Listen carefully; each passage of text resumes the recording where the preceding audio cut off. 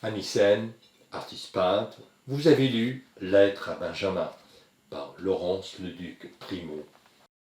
Et depuis quelques semaines, on échange des courriels où je vous pose des questions et vous avez eu la gentillesse de me répondre. Et avec votre permission, je vous lis un de nos échanges. Qu'est-ce qui vous a frappé le plus? Pourquoi? Voici votre réponse. Ce qui me frappe le plus est la lettre écrite après la mort de l'être aimé.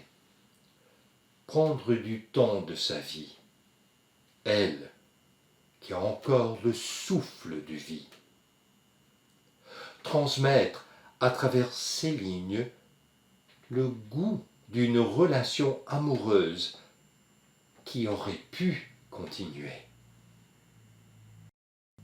Pourquoi mourir quand l'amour nous est? C'est à se demander, sommes-nous suffisamment mûrs pour construire une vie à deux dans ce couple?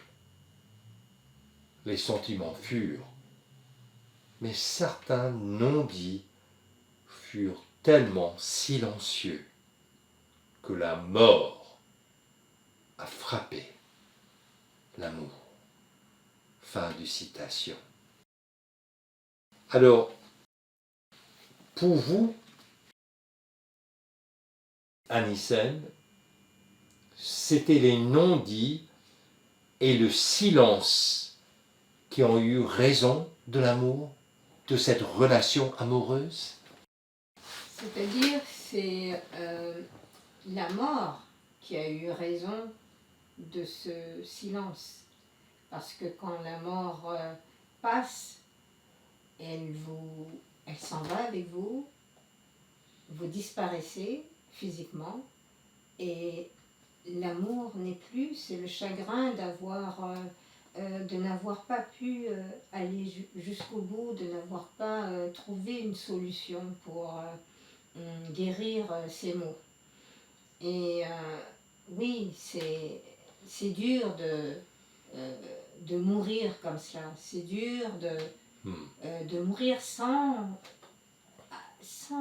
avoir confessé la peine que l'on porte depuis des années. Parce que sur le moment, lorsqu'ils se sont rencontrés, tout était peut-être merveilleux, physiquement ou amoureusement, mais le gros même du problème que portait cette personne n'était pas, on ne s'apercevait pas de ça, de ce mal-là. Bien sûr, être en couple, c'est beau, mais dans le quotidien, c'est autre chose. C'est-à-dire là, on découvre vraiment la vraie personnalité de l'être. Ses défauts, tout ce qu'elle a est carrément est mis à la vue de tous, enfin à la vue du couple en tant que tel. Encore faut-il vouloir tellement aimer et accepter les défauts, tout accepter de l'être. Il se trouve que cette personne l'a accepté en toute connaissance de cause au fur et à mesure de leur vie. Sauf que cette personne ne se connaissait pas suffisamment pour se rendre compte, à ses dépens, qu'elle n'était pas capable de se battre contre ses démons, contre ses blessures acquises au fil du temps, peut-être dans son enfance. On ne connaît pas son histoire en fait, parce que bon, on ne nous l'explique pas. On peut deviner, on peut se dire qu'il se pourrait que cette personne a eu des problèmes dans son enfance, de par peut-être sa famille, ses expériences de vie, ses déceptions aussi. Bon, on ne sait trop, mais toujours est-il que cette personne a rencontré une autre qui l'aime d'amour, d'un amour vrai. D'un amour vrai qui, en général, ne devrait pas mourir et ne meurt pas et n'est pas mort encore. Tandis que là, pour vivre comme cela, il faut se dire que la seule condition, c'est de guérir. Et elle n'était pas capable de guérir. Donc c'est un amour perdu.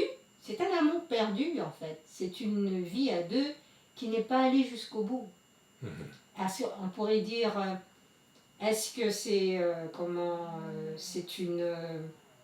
une erreur d'avoir rencontré cette personne? Est-ce qu'elle pourrait se le dire? Non, puisqu'elle dit que elle est consciente qu'ils ne vont pas vieillir ensemble, mais toujours est-il, elle pleure de voir que la direction qu'ils avaient prise ensemble se passe tout simplement avec elle et elle seule. C'est dur. Annie Sen, artiste peintre, merci pour votre lecture de Lettres à Benjamin par Laurence Leduc-Primont. Merci, professeur Norman Cornette, de m'avoir permis de lire ce livre qui en dit long sur une relation de couple. Merci.